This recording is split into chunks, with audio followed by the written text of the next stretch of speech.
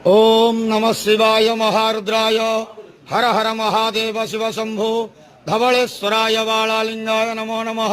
दीपं यदि परम ब्रह्म दीपं यदि जनार्दनः दीप हरत मे पापो पूजा दीप नमस्तुते। बाबा धवलेश्वर बालालिंग महाप्रभु संसार सुखी रखंतु।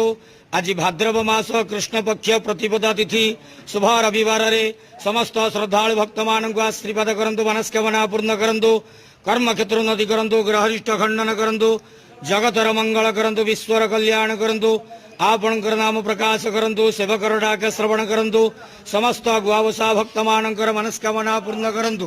बाबा धवलेश्वराय बालालिंगाय नमो नमः। संसार सुखी रखंतु, आनंद गेवार हरि बोलो। आज भाद्रव मास कृष्ण पक्ष शुभ रविवार रे समस्त श्रद्धालु भक्त मानक आशीर्वाद करंतु, आनंद गेवार हरि बोलो। बाबा बालालिंगाय धवलेश्वराय नमो नमः।